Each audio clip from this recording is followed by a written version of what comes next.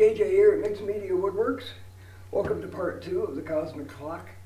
We're going to do our second layer today, and because we're on the second layer, we got to think about where we're going to set our clock mechanism. And really important because we want it to be strategically set up here to kind of accent the artwork and form and function and art and function and so on and so forth. We can argue all that at another date. And very simple mechanism. If we set it here, we've got a couple of choices here of clock hands. I've got a larger set and a small set, and I've got some numbers, whether we even use numbers. Generally, I can look at a clock and tell what time of day it is without having to have pointers as to all the clock positions. So, less is more, maybe. That's not true. More is more, really. But the less I talk about it, the more you're going to enjoy this. So thinking about the artwork, do I want this in a section that I want this background to show a little more, or so on? It's all up to you if you decide to try to make something like this. And I'm actually I'm thinking for this area right here, using the small hands. That gives me, I want to keep it in at least that far. So about there, so about, yeah, right in there somewhere. Cool. And the reason I'm trying to figure this out is because that final layer is going to be where you're going to poke the nose through.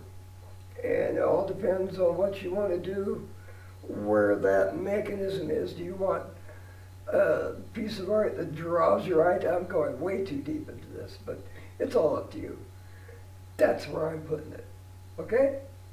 Settled. So let's get at it.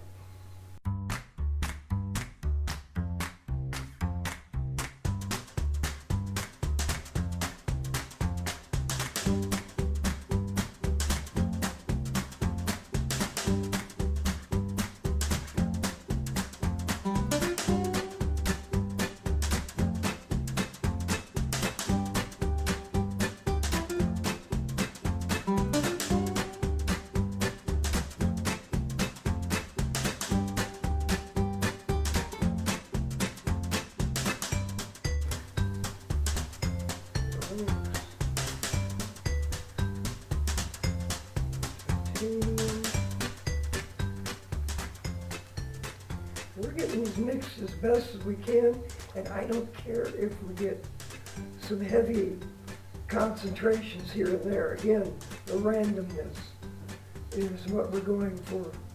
The universe is infinitely random, and the human mind, really, when you try to create something, the human mind does not like random. It doesn't comprehend, it doesn't compute.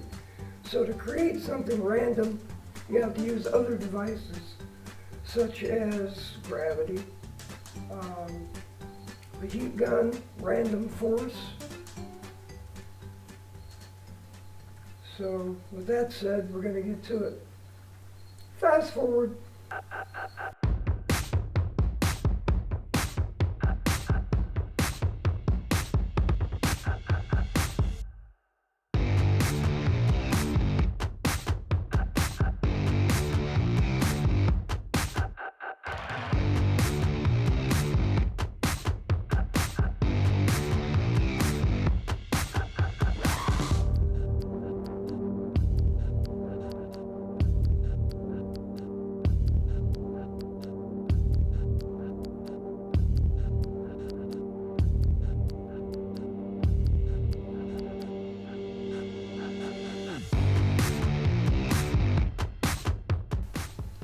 Okay, and there you have it, part 2.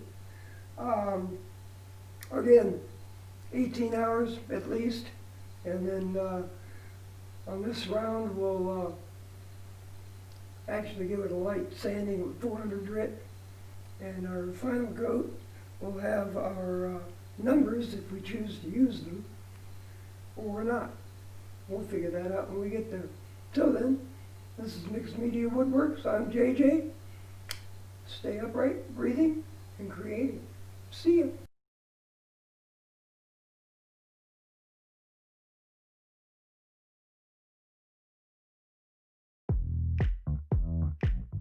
Okay, so layer 2 got to be a little out of hand after I'd slept on it and decided that it needed to be toned down a little bit. So I apologize. This is layer 3. That was kind of unexpected.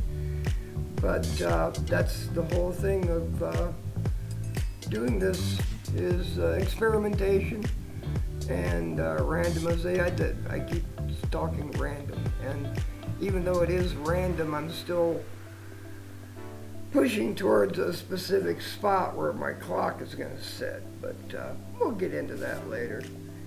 Here's the rest of the pour, and then we'll let this sit, and we'll get into layer 4.